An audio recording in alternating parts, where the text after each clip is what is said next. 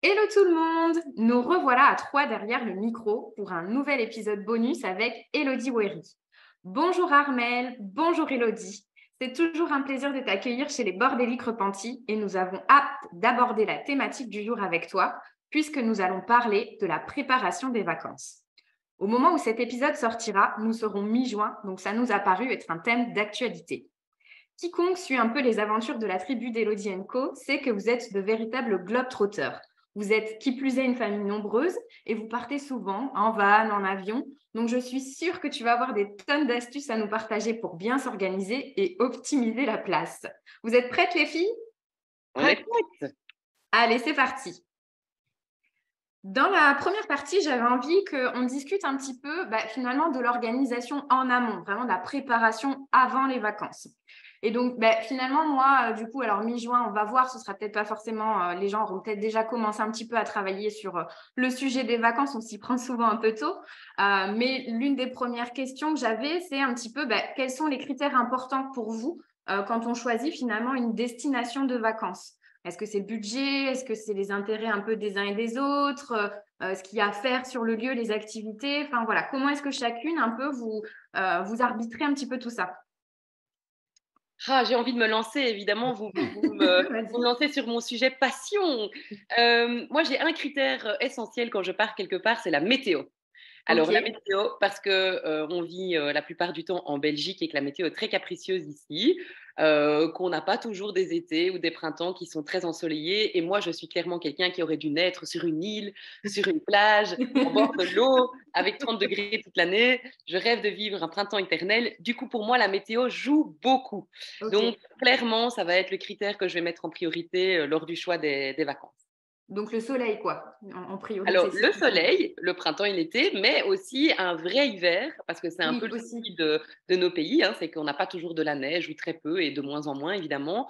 Et donc, ben voilà, je préfère aller vraiment vers une destination où la météo est marquée et où je suis presque certaine de pouvoir vivre les choses que j'ai envie de vivre en fonction de la météo que j'ai envisagée et de pas me retrouver avec voilà l'envie de soleil et puis finalement avoir une météo très capricieuse ou avoir envie de neige et puis pas avoir de neige sur les pistes. Donc voilà, c'est un choix qui va en tout cas déterminer notre sélection en amont.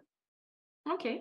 OK. Armelle, du coup, toi, tu Ouais, as du alors coup moi, souvent, quand je pars, privilégie les lieux à visiter et les belles pierres. OK, d'accord, Ouais. intéressant. Donc, voilà, c'est souvent ça. Et puis, contrairement à Élodie, moi, j'aurais plutôt tendance à monter vers le nord. Tu vois, un rêve, ça serait de visiter tous les pays qui sont Norvège, Suède, Finlande, tout ça. OK, Ça, je c'est vois. parce que vous vivez dans le sud de la Oui, c'est France. ce que j'allais Voilà, dire. c'est ça. Voilà. Que vous C'est un avez peu plus de soleil et donc au bout d'un moment, vous en avez même marre d'avoir chaud, marre du soleil. Exactement. Nous, ça ne nous arrive jamais, ce sentiment. OK. Voilà. OK. Moi, c'est un peu un mix des 2 entre vous finalement, du coup, je enfin, il y a pas de vraiment de gros critères. C'est effectivement un peu en fonction chaque année de l'envie un peu du moment.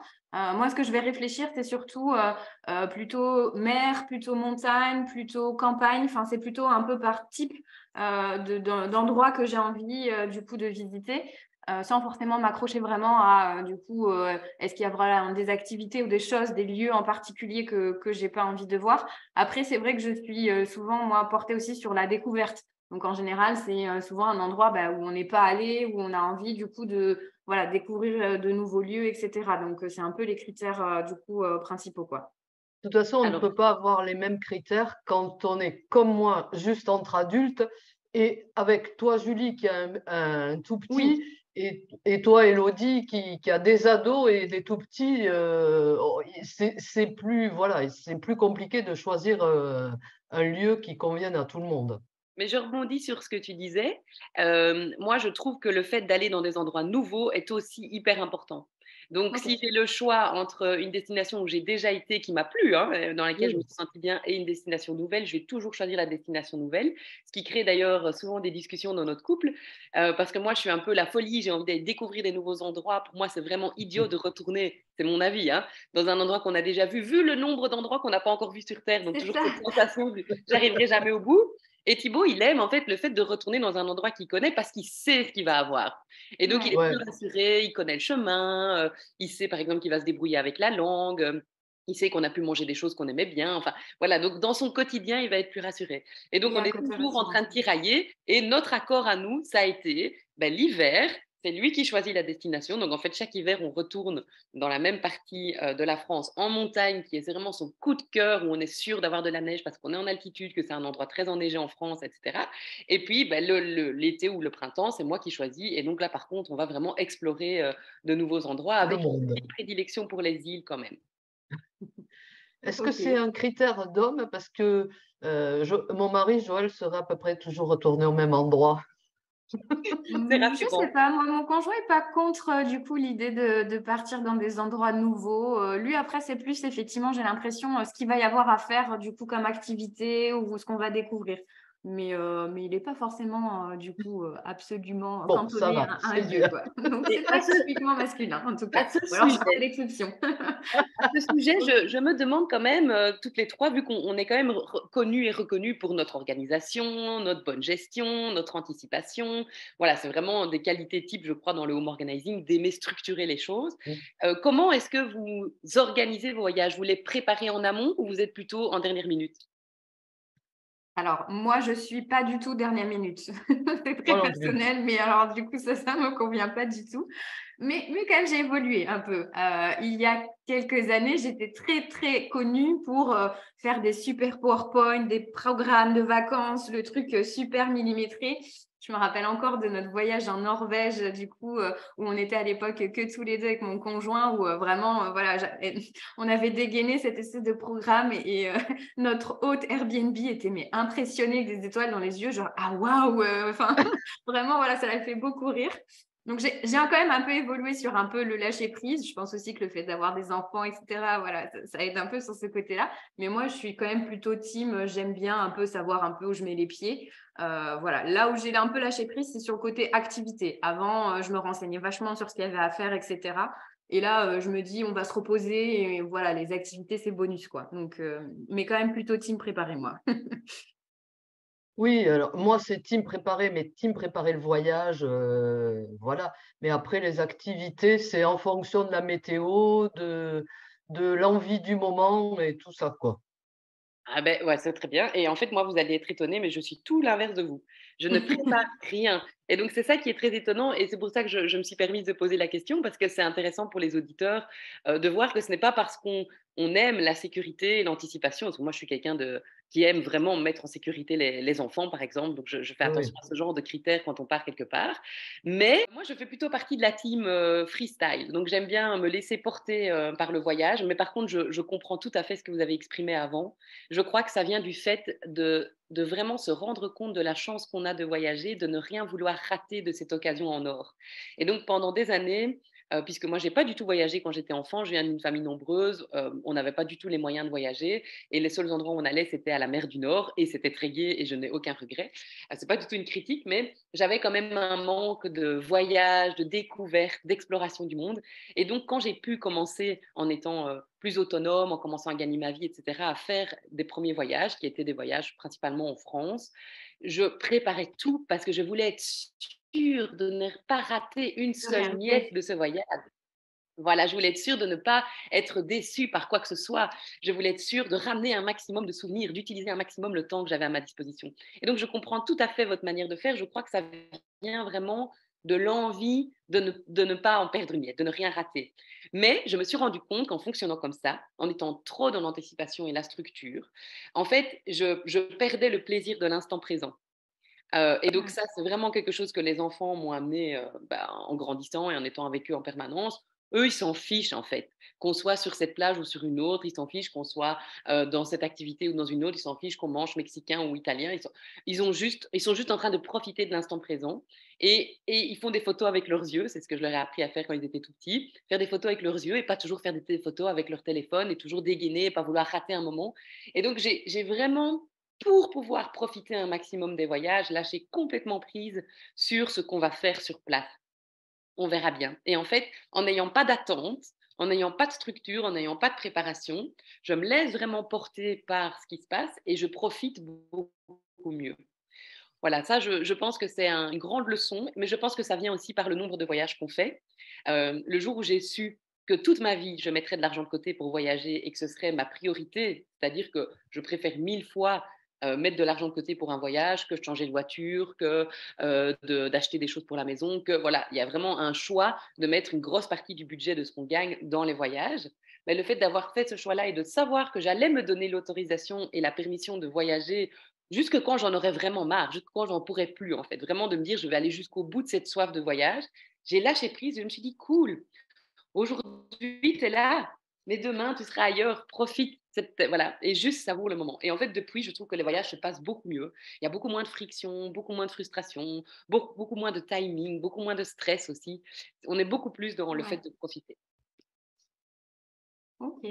Après, c'est Oui, intéressant ce que tu disais aussi par rapport aux outils. C'est-à-dire qu'effectivement, le numérique aussi, avant, si on oubliait d'imprimer telle chose ou d'avoir, enfin, c'était compliqué. Mais là, aujourd'hui, c'est vrai que quand on part avec un téléphone et si on arrive à avoir un accès à Internet, on peut retrouver beaucoup de choses en fait en utilisant la Drive. Enfin voilà, si on pense à bien quand même s'organiser en amont en plaçant, comme tu disais, un peu les essentiels, tout ce qui a trait à la sécurité, les documents d'identité, les choses vraiment voilà, du coup, les impondérables, en fait, on a ce truc-là et si on trouve une connexion Internet quelque part, globalement, on peut se débrouiller, en fait, quels que soient un peu les aléas auxquels on fera face, quoi. Donc, je pense que les supports aussi numériques ont permis peut-être aussi un peu voilà, de ce fait de se dire, bon, on va se débrouiller, en fait. Certain. Et plus on voyage, plus on se retrouve confronté à des situations inattendues où on pensait que ça allait être le drame et où en fait on se rend compte qu'il y a des solutions. Il m'est arrivé de me retrouver par exemple en location de voiture et le gars me dit non, j'ai pas votre réservation. Et on est là, ah, pas de réservation. Sauf que là, on est 6 et on va pas rester dans le truc. Et comment on va faire? Et en fait, il trouve une autre voiture, on signe d'autres oui. papiers. Je veux dire, sérieusement, il y a toujours un moyen. Je me souviens quand j'ai voyagé à New York, il y avait on doit faire un document spécial pour rentrer aux États-Unis et ce document n'avait pas été enregistré par la personne au niveau des douanes. En arrivant sur place. Donc, on arrive à l'aéroport, il y a des gens qui viennent nous chercher, on doit attendre dans un espace avec tous les junkies de l'aéroport, c'est très rassurant. Il nous dit dans un anglais très américain qu'il n'a pas le papier, qu'il ne peut pas nous laisser rentrer. Et donc, là, il y a quelques années, je me serais liquéfiée sur Panique. place. Ah oui, et là, je me suis dit, bon, Élodie, tes mots d'anglais, vas-y, débrouille-toi, hop, va chercher les documents, montre. Et en fait, on a refait le papier, et ça a pris 1 heure, mais il ne s'est rien passé, tout va très bien. Voilà. Et ça aussi, avec le Covid, la crise sanitaire qui a vachement compliqué aussi les voyages, Ouais. on s'est rendu compte qu'on était dans des situations des fois où vraiment on ne savait pas si on allait pouvoir embarquer, on ne savait pas si il fallait tel type de document, etc. Et en fait, il y avait toujours une solution derrière. Donc maintenant, on est vraiment plus relax. Et ça, je pense que c'est vraiment le nombre de voyages qui fait aussi la sécurité derrière. Voilà. Ok. Tout à fait. Ok. Et justement, tu parles des réservations, ça me fait penser, parce qu'en général, souvent, c'est ça ce qui valide un peu OK, on a réservé les vacances et ça y est, on va partir, c'est l'hébergement ou en tout cas, voilà, savoir un petit peu ça va être quoi le point de chute. Donc, c'est quoi un petit peu vos astuces? Vous utilisez, comment est-ce que vous faites vos recherches? Est-ce que vous avez des bons plans sur comment est-ce qu'on économise aussi? Parce que c'est aussi les plus gros postes de dépenses, j'ai envie de dire, relatifs aux vacances. Donc, je veux bien vous entendre un peu là-dessus. Armel, Ahmed? vas-y. Moi, les critères, c'est souvent, par exemple, pour des billets d'avion, c'est je regarde, j'ai décidé de partir à telle date, mais si le week-end avant ou le week-end d'après, il est meilleur marché sur les billets d'avion, je transige pas. Mm, mm. Voilà. Après, sur l'hébergement, je regarde moins, c'est pas le critère, c'est surtout sur les critères de prix de transport que Ah, je. ben moi, c'est l'inverse. Moi, je vais D'accord. vraiment choisir en priorité le logement. Alors, parce qu'on a un critère important qui est on ne veut pas devoir aller au restaurant tous les jours Oui. parce que ça coûte vraiment cher à 6 et que les enfants mangent, n'aiment pas la plupart des choses qu'on va leur servir dans des restaurants. Bah, voilà, c'est toujours un peu compliqué. Et donc, on préfère en fait faire notre nourriture nous-mêmes. Donc, un des critères, ça va être est-ce qu'il y a bien une cuisine, un espace où on peut aller faire des courses et cuisiner des choses toutes simples. Voilà, donc pour pouvoir être complètement indépendant en termes de nourriture. Moi, je regarde toujours sur Booking et Airbnb, c'est les deux plateformes que j'utilise. Et enfin, il y a une espèce de cote ou une espèce de nombre d'étoiles, ça dépend un peu de la plateforme. Donc moi, par exemple, je ne prends rien en dessous de 9 sur 10. C'est un choix. Alors, ça va être parfois des prix plus chers, mais on vit. J'ai une petite phrase que vous avez peut-être déjà entendue qui dit si c'est pour partir et être moins bien que chez moi, je pars pas. Et vu qu'on est vraiment très bien chez nous, c'est difficile d'aller dans des logements qui sont plus bas de gamme. Donc, pour nous, ça compte. Mon mari est entrepreneur en construction, il ne fait qu'analyser toutes les réparations qu'il y aurait à faire dans le logement, au point que des fois, il va être dans la toilette et me dire oh là là, le plafonnage est vraiment mal fait, le châssis n'est pas droit, le machin. Donc voilà, par principe, on choisit des choses qui sont bien faites, bien pensées. Je l'ai déjà dit aussi, mais moi j'aime beaucoup l'esthétique du lieu, ça joue beaucoup sur mon moral, sur le plaisir d'être là. Donc Ouais. je veux bien regarder les photos. Par contre, je m'en fous un peu du nombre de couchages.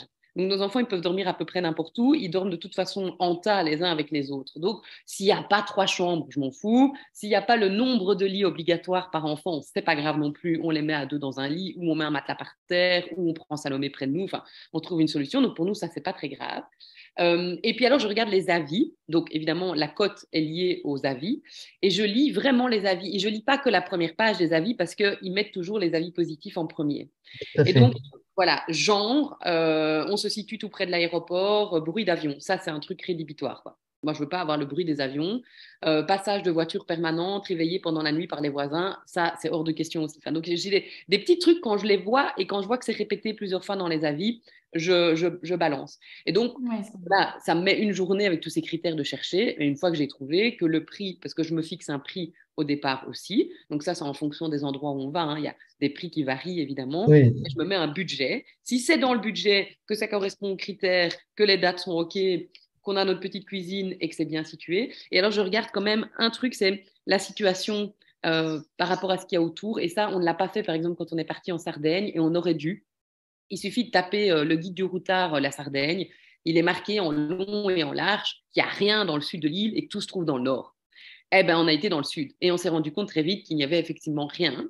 Pourtant, on avait notre van, on était parti en van, en bateau, etc. Mais il nous fallait des fois plus de 2 heures de route pour arriver dans le premier petit village un peu sympa à visiter avec une partie de commerce, etc. Mais donc ça refroidit vachement parce que moi, je n'aime pas du tout rester pendant une semaine au bord de la piscine et ne rien faire. J'aime bien qu'on bouge, qu'on aille visiter. Or, on a été vraiment limité par le temps qu'il nous fallait chaque fois pour remonter dans le nord de l'île. Donc, quand même vérifier si on est dans le bon coin, si on n'est pas trop près de l'aéroport par rapport au bruit. Là, le dernier voyage qu'on a fait, c'est Ibiza. Ben voilà, Ibiza, tout le monde connaît Ibiza pour son côté festif. On savait qu'il y avait 2 parties dans l'île, une partie beaucoup plus naturelle et beaucoup plus calme, où il y a plus de retraités, où il y a aussi beaucoup plus de domaines viticoles et de domaines agricoles. Et puis, il y a la partie plus festive. Ben, on a fait attention, évidemment, en louant notre logement, de ne pas nous retrouver au cœur de la fête, parce que c'est pas ça que nous, on cherche. Et puis par rapport aux nuisances sonores, c'était embêtant aussi. Donc voilà, c'est des petits critères comme ça. Et en fait, avec ça, finalement, on trouve assez vite. Donc, et mm, moi, quand j'ai validé, je valide le logement. Dans la suite, je valide les billets d'avion assez vite derrière pour être sûr de ne pas me retrouver coincée. Je prends toujours l'assurance annulation. Ça, c'est un truc avec lequel je ne discute pas. Euh, il peut y arriver plein de choses. Quand on est 6, il oui, peut arriver plein de choses. On peut avoir un accident de voiture, on peut ne plus avoir de véhicule, on peut s'être cassé quelque chose, on peut, après la crise sanitaire, on s'est rendu compte avec les Covid, les trucs, ne pas pouvoir embarquer parce qu'on n'a pas un papier, un ci, un ça. Enfin voilà, il peut arriver plein de choses. Et donc, je prends toujours, c'est une 70 € je crois, pour nous 6, mais ça, je le prends, quoi. Et on a aussi toujours une assurance annulation sur la carte Visa. Donc, on paye tout avec Visa parce qu'il y a plein d'assurances avec les cartes oui. Visa qu'il n'y a oui. pas avec d'autres types de cartes. Et donc, on a déjà été remboursé d'une série de choses comme ça parce que Visa assurait les remboursements. Donc voilà, après, je prends le billet d'avion. Et puis, la dernière chose qu'on fait, c'est voiture. Mais ça, on peut le faire en dernière minute. La plupart du temps, on trouve toujours une voiture à louer si on part en avion. Et alors, les étapes. Ça, c'est important aussi. Quand on part en van, on fait des étapes parce qu'on ne peut pas faire plus de 5-6 heures de route par jour quand on va plus loin. Et donc, je sélectionne assez vite les endroits et les étapes pour être sûr de ne pas me retrouver sans logement. Ça nous est déjà arrivé, en fait, d'arriver à un endroit et de ne pas trouver de réservation. Quand vous avez roulé 8 heures avec 4 enfants derrière, qu'il a fait 30 degrés, que tu as chaud, que tu as faim, que tu as soif, que tu n'en peux plus, que tu as juste envie de t'arrêter. Et s'il n'y a pas de logement, là, vraiment, la tension monte très vite. Oui, tout à Et donc, fait. il faut éviter ça. Donc, pour éviter ça, nous, on sait où on va, en fait. Et on sait qu'on est accueilli à tel moment et que quoi qu'il arrive pendant le voyage, le soir, on peut se poser à cet endroit-là, profiter. Donc, voilà, ça, c'est les petites choses auxquelles je fais attention quand je réserve. Ok. Bon, bah, moi, je suis un processus un peu similaire, enfin, dans ce que tu décris sur les plateformes, du coup, Airbnb, Booking, etc. Je sais que les critères sont relativement un peu similaires à ce que tu as pu dire. Nous, après, il y a un critère supplémentaire, c'est celui du coup de l'accueil des animaux de compagnie parce qu'on a un petit chien, donc ça permet d'écrimer aussi une bonne partie des logements parce que voilà, nous, on considère en tout cas qu'on part en vacances en famille et que le chien fait partie de notre famille, donc il nous suit. Et effectivement, ça peut aussi du coup jouer parfois sur ben, voilà, les hébergements qui acceptent les animaux. Après, effectivement, par rapport à l'ordre réservation ou hébergement, etc., moi, ça va dépendre effectivement de si on part plutôt en France ou si on part à l'étranger. En général, l'étranger, on a l'habitude plutôt de réserver les billets d'avion et après de chercher du coup comment est-ce qu'on va s'organiser pour le voyage. Alors qu'en France, effectivement, bah voilà, la plupart du temps, en tout cas, nous, on va partir en voiture. Donc finalement, on va se concentrer sur l'hébergement et le trajet, c'est un petit peu secondaire. Donc c'est plus dans cet ordre-là. Après, ce que je voulais dire par rapport aux plateformes, c'est effectivement, je trouve que c'est pratique ces plateformes-là dans le sens où ça regroupe beaucoup de choses, on peut filtrer plein de critères, donc c'est justement quand même, ça simplifie les recherches. Mais par contre, du coup, d'un point de vue économique, quand même bien faire attention, du coup, à toujours aller jeter un œil si c'est en tout cas des professionnels chez qui, du coup, vous envisagez d'aller, de voir s'ils n'ont pas quand même par ailleurs un site internet et si les tarifs, du coup, sont similaires ou pas. J'ai Oui, oui. l'exemple typique en fait de cet Ah oui. été où effectivement on a découvert le logement via Airbnb et en fait en passant en direct, il y avait quand même une différence de tarif très significative. Et donc voilà, du coup c'est plutôt intéressant d'aller quand même comparer si voilà du coup il n'y a pas un site et qu'on ne peut pas réserver du coup pour éviter des frais de gestion, des frais de ménage, de plein de choses qui peuvent monter et faire grimper la balance quand même enfin voilà assez vite quoi. Mais Oui, le oui. risque, c'est qu'il n'y a pas de sécurité derrière ta réservation. Et donc, il y a beaucoup d'arnaques aussi qui existent sur Internet. Oui. On connaît beaucoup de gens à qui c'est déjà arrivé. Donc, ils louent, par exemple, un logement au centre de Barcelone et quand ils arrivent, en fait, il n'y a personne. Le logement, il n'y a rien du tout. Il n'y a Si rien, ouais. ça t'arrive sur Airbnb ou sur Booking, tu as un système où tu peux C'est contacter vrai. et en fait, ils sont obligés de te trouver un logement dans les 2 heures qui suivent dans le périmètre que tu as choisi. Enfin, donc, il y a une forme de sécurité. Alors, De sécurité, oui, oui, c'est sûr. voilà. Si c'est pas Après, très loin, je le je ferai, dis, mais plus loin, ouais, j'aurais peur c'est que ça. Ouais, Ouais, c'est ce mais que j'allais dire. Tout dépend là encore de la destination. Là, je parle effectivement d'une destination en France. À l'étranger, effectivement, j'y réfléchirai à deux fois dans la mesure où, voilà, comme tu dis, on peut effectivement tomber sur des personnes un petit peu mal intentionnées et vite se retrouver un peu dans la panade. Donc, c'est vrai, oui, oui, nuancer, t'as mais raison, ouais. moi, ça, je l'ai fait récemment. Là, en février, on était en pays catalan et sur la plateforme Green Goat, là, qui est une plateforme d'hébergement pour des sites écologiques, notre hébergement était plus cher que si je passais, et je suis passée directement avec le propriétaire et c'était moins cher. oui, après, c'est souvent parce que les propriétaires acceptent de l'argent liquide. C'est aussi une Non, non, manière mais de même gagner en un le peu payant d'argent. en carte bleue, mais tu vois, c'était. Ah oui, voilà. Ouais, voilà, c'est ça. Souvent, ça m'arrive de regarder, comme tu dis, Julie, les En deux fait, prix. il faut être vigilant, C'est ça. mais il ne faut pas que cette vigilance Bloc. comment dire, abîme le plaisir de voyager. Oui, Et voilà. donc ça, je pense que c'est vraiment quelque chose que j'ai retenu, c'est à un moment donné, no stress. On vit dans un pays hyper mondialisé. À partir du moment où vous avez un peu d'argent sur vous et que vous êtes en bonne santé et que vous avez le minimum d'affaires avec vous, je veux dire, même au fin fond de l'Afrique, vous trouverez toujours de quoi vous nourrir. Enfin, moi, j'ai toujours été surprise par ça. Il y a des endroits où on a été où je me suis dit, mais qu'est-ce qu'on va manger? Moi, c'est toujours une inquiétude que j'avais, en Oui, tout cas, de qu'est-ce qu'on va manger? Est-ce qu'on va pas manger des choses qui vont nous donner mal au ventre? Est-ce qu'on va pas avoir un problème avec l'eau? Mais en fait, il y a toujours, même dans les endroits les plus paumés où on a été, une petite supérette où tu as une bouteille d'eau dans un frigo qui est scellée. Donc, il faut toujours vérifier que les bouteilles d'eau sont bien fermées pour être sûr qu'on ne les remplisse pas. Ça arrive dans certains pays. On a toujours, alors on peut aussi remplir ses gourdes si on veut à un moment donné avec de l'eau potable pour être sûr d'en avoir sur soi. Ça, c'est un petit truc qu'on essaye toujours de faire aussi, avoir les gourdes. Mais voilà, on trouve toujours à manger. C'est impressionnant, par exemple, le nombre de McDo que j'ai pu retrouver dans des endroits où je pensais qu'il n'y aurait jamais de McDonald's. Enfin, voilà, ça, c'est un truc assez fou. Alors, c'est horrible. Je sais que c'est vraiment Oui. pas une belle preuve, mais je veux dire que s'il y a un McDo quelque part, je vous assure que vous trouverez quelque chose à manger dans le coin. bah oui, ça c'est sûr. Voilà, Oui, c'est le vraiment message surprenant. global, c'est faites-vous confiance. Je pense que Ah du oui, coup, oui, mais oui. voilà, C'est les no stress. solutions du coup sont toujours là quelque part, quoi. Ça nous est jamais arrivé d'être coincé quelque part ou ça nous est jamais arrivé de ne pas pouvoir payer quoi que ce soit parce qu'on n'avait pas le moyen de paiement. Enfin, des distributeurs, par exemple, d'argent, ben, il y en a partout. C'est assez surprenant. Il y en a pratiquement plus en Belgique. On est en train de les retirer partout. Mais je peux vous dire que là où on voyage, la première chose qu'on fait en arrivant à l'aéroport, c'est aller chercher de l'argent. Vous pouvez le prendre des euros et puis aller les faire échanger. Donc ça aussi, c'est un truc quand on n'a pas la même monnaie. Il faut aller l'échanger, si possible, à l'aéroport. Comme ça, voilà, on a ce petit argent dans sa poche. Et quand on bouge, on a toujours ce qu'il faut et on vérifie qu'il y a suffisamment d'argent dans la pochette. Et si à un moment donné, on n'a plus assez, on anticipe. On va rechercher un peu d'argent dans les Oui, aéroports, dans les villes, dans tous les endroits où il y a une concentration de personnes.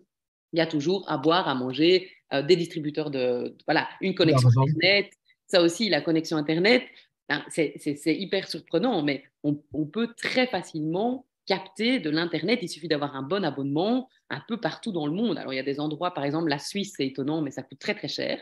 Quand on est belge et qu'on va en Suisse, si on utilise son 4G, sa 4G, ça coûte la peau des fesses.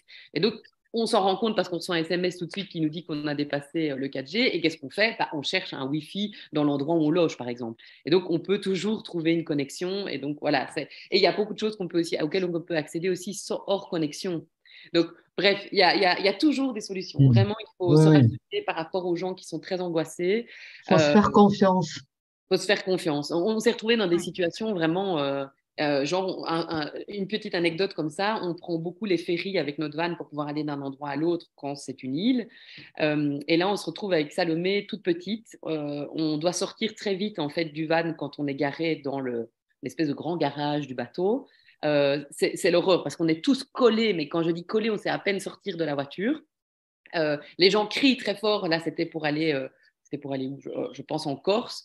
Mais donc, c'est Corsica Ferry, mais ce sont des Italiens principalement dans ces bateaux. Donc, les Italiens font beaucoup de bruit. Et donc, ils crient, ils nous disent de sortir, et les enfants, et les machins. Et donc, j'avais préparé un sac avec le minimum pour dormir la nuit dans le bateau. Mais voilà que j'oublie les langes. Et je n'ai pas de lange avec moi. Donc, moi, je me dis, désolé, je dois retourner dans la voiture, j'ai pas de lange, la petite, elle n'est pas propre la nuit. Et le gars nous dit, c'est fermé, on ne peut plus ouvrir les portes quand le bateau est en mer. C'est une question de sécurité aussi pour être sûr que personne ne va dans les voitures, parce que ces voitures sont remplies de tas de choses, évidemment, de tous les gens qui voyagent. Et donc, il me dit, non, bah, j'ai été toqué à 10 portes de cabine. J'ai trouvé une famille où il y avait des lanches et je leur ai demandé, dans mon français italien approximatif, comme j'ai pu, s'ils n'avaient pas un lanche. C'était pas la bonne taille. On en a mis deux pour être sûr et on s'est débrouillé comme ça. Donc, il y a toujours moyen, en fait, de trouver des solutions. Et ça aussi, c'est un truc qui fonctionne assez bien, je trouve, dans les voyages. C'est l'entraide entre les familles. Il y a toujours plein d'enfants partout où on va. Et donc, il y a toujours bien un parent qui a de l'eau, un parent qui a une compote, un parent qui a, voilà, qui peut vous venir en aide si à un moment Oui, donné, vous c'est savez ça. pas ce qu'il faut. Il y aura de l'empathie pour se dire, moi Mm. aussi, si j'étais en galère, je serais content du coup d'avoir Voilà. quelqu'un qui me donne du coup une couche ou n'importe quoi. Ou du lait, ou ce qui peut, voilà, ce Ouais, qui peut être Mm. vraiment ouais. urgent, quoi. Ou un médicament. C'est déjà arrivé aussi de devoir demander un médicament qu'on n'avait pas sur nous. Alors ça, c'est quand même un truc auquel moi, je fais très attention, hein. Ma pharmacie de voyage, Oui, ça, c'est très bien. indispensable, quoi. J'ai même des antibiotiques avec, voilà, antibiotiques adultes, ados, enfants, j'ai les trois versions. Je les ai toujours, qui ne sont pas préparées, donc le mélange n'est pas fait, mais j'ai toujours ça. Et c'est déjà arrivé qu'on doive, à un moment donné, se retrouver dans un endroit où on n'a pas de consultation avec un médecin. Et oui, il nous faut absolument un antibiotique parce que ça fait une semaine que ça dure. Et voilà, je contacte mon médecin par téléphone qui me dit, si tu as cet antibiotique, vas-y, donne tel, et tant pis, il vaut mieux ça que de la laisser continuer. C'était Salomé qui avait été malade. Voilà, elle a eu une espèce de salmonellose monstrueuse quand on était en voyage. Un bébé qui a des diarrhées depuis une semaine et qui va pas bien, on ne le laisse pas comme ça. Ben, heureusement que Non. j'avais l'antibiotique. 24 heures plus tard, c'était terminé.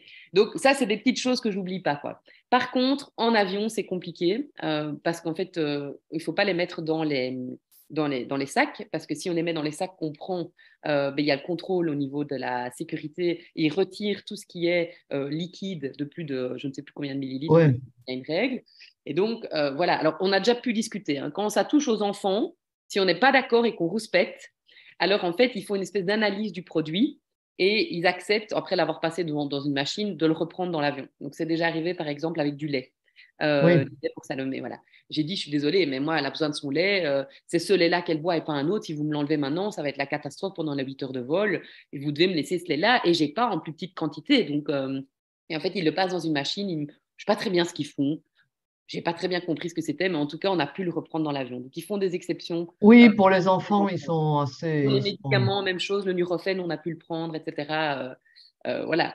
Mais sinon, on met tout dans les valises, ça part en soute, et là, on met ce qu'on veut comme médicament dans les Oui, valises. oui.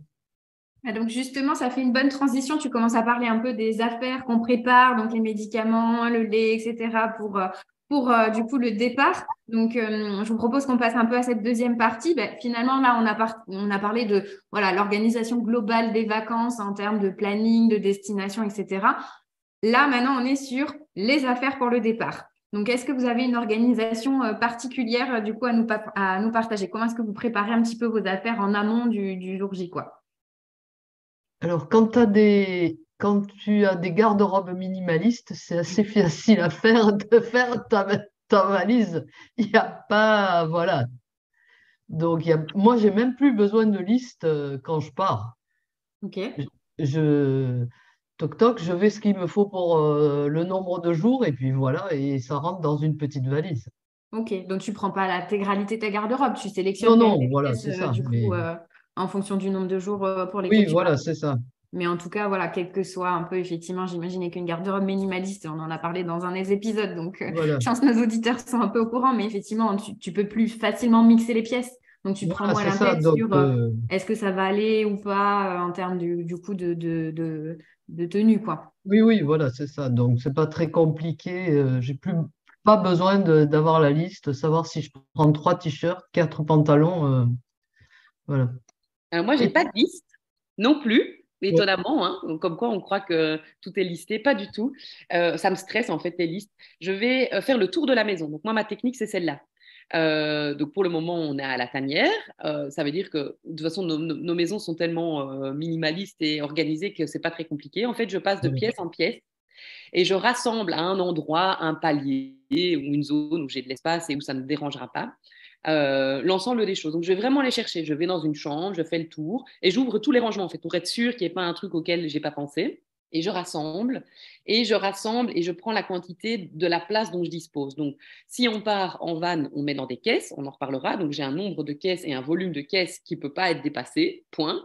Et pour les valises, ben, en fonction du billet d'avion qu'on a réservé, on a X kilos par personne et on est toujours en dessous, hein. Donc là, le dernier voyage qu'on vient de faire à Ibiza, on avait, je pense qu'on pouvait prendre plus de 60 kilos parce qu'on avait une valise de 20 kilos pour la famille et 10 kilos chacun. Donc ça fait 60, on avait droit à 80 kilos, ce qui est C'est énorme. énorme, hein. Ouais, oui, c'était énorme. Et on avait, je pense, 35 kilos en tout pour nous six. Alors, quand c'est comme ça, juste petite précision, si on vous dit une de 20 kilos et 6 de 10 kilos, c'était comme ça dans le billet d'avion, je n'ai pas pu retirer, sinon j'aurais retiré le nombre de kilos pas nécessaire. Ce n'est pas grave si vous n'avez pas 20, 10, 10, 10. En fait, ils considèrent que pour cette famille-là, il y a autant de kilos maximum. Hmm. Donc, du moment, alors moi, on avait fait une grosse valise et deux moyennes. Je sais pas, j'en avais genre deux de 15, un truc dans le genre deux de 10 et une de 15, un truc comme ça. Mais peu importe si c'est pas le nombre de kilos répartis par valise. Comme ça, vous le savez, parce que c'est toujours un stress pour les gens. Donc moi, je Oui. pèse pas mes valises. Je sais que je suis en dessous de la quantité de toute façon. Et même si ça arrive, vous payerez le nombre de kilos en plus, mais on vous empêchera pas de rentrer dans l'avion. Ça, il faut le savoir aussi. Oui, Mais le mieux est quand même de les peser avant. Il y a des valises où d'ailleurs il suffit de les porter et il y a un système qui pèse automatiquement ouais, sur la valise. Ça, c'est pas mal. Bah, sinon, vous mettez sur une balance. ça en Euh, pèse personne. voilà. Alors, donc, je fais le tour de la maison, je rassemble en fonction de l'espace que j'ai. Et puis ensuite, j'empacte. Donc, dans les valises, je mets principalement, j'essaye de ranger par personne, c'est plus simple. Donc, en fait, on a une grosse valise, une moyenne valise et deux petites valises. Et donc, en fonction, j'essaye de. Voilà, c'est des valises qu'on a depuis des années. Petit truc aussi, on les a marquées avec des Scooby-Doo de couleur. Parce que quand les valises tournent quand on sort de l'aéroport, il y a plein de gens qui ont des valises noires, hein. Donc c'est hyper risqué en fait soit que quelqu'un prenne la valise ou de ne pas la reconnaître. Donc on met du Scooby-Doo. Et puis voilà, j'empacte en fonction et j'essaye vraiment de les charger un maximum pour ne prendre dans l'avion que le minimum. Parce que je sais qu'au passage de sécurité, c'est embêtant. Donc voilà, c'est aussi simple que ça. Moi, je le fais par le déplacement dans la maison. Je rassemble. Et puis, je fais une liste, en fait, pour le dernier jour. Donc ça, c'est vrai, qui est toujours plus ou moins la même. Je pourrais d'ailleurs m'amuser une fois là, mais j'aime bien le faire spontanément, où je vais au fur et à mesure que je fais le tour de la maison, je vais penser à des choses. Ah, Elodie, n'oublie pas, les passeports sont dans la voiture, il faut les remettre. Donc, je vais mettre passeport. N'oublie pas les chargeurs de téléphone. Ça, c'est un truc ou Ouais, voilà, d'ordinateur. ça. Je vais noter chargeur. Les doudous des enfants, il faut toujours les prendre en dernière minute parce qu'ils dorment avec jusqu'au dernier moment. Donc, les doudous, il ne faut pas oublier de les prendre. Ne pas oublier de vider le frigo. Ça, hyper important. Vider le frigo. Si on part de longues périodes, on débranche la plupart des électroménagers, surtout pendant l'été, parce que c'est déjà arrivé avec des orages que ça soit abîmé. On débranche le Wi-Fi, par exemple. Aujourd'hui, avec les panneaux photovoltaïques, c'est embêtant parce qu'en fait, ils ne captent plus si on retire le Wi-Fi. Donc, il faut le laisser. Mais avant, on retirait tout ça. On peut retirer l'écran, par exemple. Voilà, débrancher un maximum de choses. On n'oublie pas aussi les poubelles. Donc, ça, dans ma liste, il y a vider les poubelles, nettoyer les poubelles pour qu'il n'y ait pas de problème de verre ou de je ne sais trop quoi quand on revient. Lancer le lave-vaisselle au dernier moment. C'est un lave-vaisselle qui s'ouvre tout seul, donc je sais qu'il sera aéré. Vérifier s'il n'y a plus rien dans les machines, surtout des trucs humides qui pourraient être voilà, pourris ou abîmés. Voilà, je crois que c'est à peu près tout. Vérifier les fenêtres, vérifier qu'on a bien les clés. Donc, c'est toutes des petites choses comme ça. Et ça, je fais ma liste au fur et à mesure que je fais le tour de la maison. Donc, par exemple, si on part le samedi matin, le vendredi matin, je commence à faire le tour de la maison. Je rassemble l'ensemble des choses dont j'ai besoin au centre d'une pièce, tout en faisant la liste de toutes les choses que je dois absolument pas oublier le samedi matin. Et puis, ensuite, j'empacte. Je laisse tout ouvert jusqu'au jour J vraiment parce qu'on a toujours besoin d'aller rechercher une brosse à dents, de rajouter un truc. Voilà. Et puis au dernier moment, on ferme et on y va. Et je check ma liste pour être sûr que tout est en ordre. Et je demande aux enfants maintenant de préparer leurs affaires. Les 3 grands, c'est eux qui font leurs vêtements parce que sinon ils rouspètent. Par contre, je leur donne un critère de nombre. Donc, en fonction du nombre de jours, si on part 10 jours, je vais leur dire il vous faut au moins 5 tenues complètes. Donc, vous vérifiez que vous avez 5 shorts, 5 t-shirts, 5 pulls. Alors, l'été, c'est beaucoup moins volumineux que l'hiver. Ça, c'est un truc. C'est pour ça que moi, je pense que je suis faite pour vivre là où il fait chaud. Qu'est-ce que c'est facile de partir? On est la plupart du temps en maillot. Alors là, ce qu'il faut, c'est pas oublier les maillots, les essuies, les lunettes de plongée. Enfin voilà, ce genre de petites choses en fonction de l'été. Mais voilà, l'hiver, c'est sûr qu'il ne faut pas oublier les manteaux, les bottines, les chaussettes. Enfin, ça prend beaucoup plus de volume. Donc, Il y a plus de couches, ouais. il ne faut pas l'oublier non plus. Voilà, et puis à partir de là, c'est bon, on est parti, on n'a jamais rien oublié. C'est déjà arrivé qu'on oublie genre des rasoirs, voilà, des petites choses comme ça, mais tant pis, soit on achète sur place et on reprend. On prend, quand on vole en avion, on ne prend jamais de nourriture avec nous parce que c'est très compliqué de faire des voyages avec de la nourriture. Donc, on prévoit juste des petits biscuits, des choses à grignoter. Les enfants adorent manger le petit déjeuner à l'aéroport. Pour eux, c'est le début des vacances. On peut avoir un jus de fruits pressé, ça coûte la blinde, je sais. Et le petit pain au chocolat chaud. Enfin, voilà, ça, c'est leur petite chose Ça fait qu'ils aiment partie bien. du Donc, rituel. ça fait partie du Voilà, c'est ça. rituel. Quand on a passé le contrôle, on leur prend des petits trucs à grignoter pour l'avion, si c'est des petits vols comme ça, voilà, c'est leur petit plaisir. Et toujours avoir de l'eau et toujours avoir des boissons en suffisance, ça c'est la base. Par contre, quand on part en van, là, on fait vraiment des courses pour le voyage, pour éviter de s'arrêter sur les aires d'autoroute, parce que c'est pas propre, parce que c'est pas bon, parce qu'il y a du monde, parce que ça coûte cher, donc ça vraiment on évite. Donc on fait un maximum de pique-nique en fait à l'avance. Même quand on fait des haltes, en fait, quand on fait la halte, on recharge comment dire, La glacière. la glacière avec des trucs à manger, toujours avoir des yaourts, des choses comme ça qu'on peut manger en cours de route. Et ça permet aussi de limiter les arrêts, en fait, sur la route. De pouvoir dire, écoutez, là, les gars, on ne peut pas s'arrêter, c'est le bon moment, ça roule bien, on y va, vous avez faim, prenez dans la glacière et puis on s'arrêtera plus tard. Donc, on est beaucoup plus flexible. Et alors, on fait aussi des courses de genre avoir toujours du café, du thé, un peu de lait avec nous, de quoi mettre sur des tartines, donc confiture. Voilà. Et comme ça, quand on arrive sur place, ben, on a déjà ce minimum de base qu'on ne doit pas aller chercher dans la supérette du coin. Ça permet vraiment de nous organiser de manière beaucoup plus rapide. Mais donc ça, on le prévoit aussi avant de partir.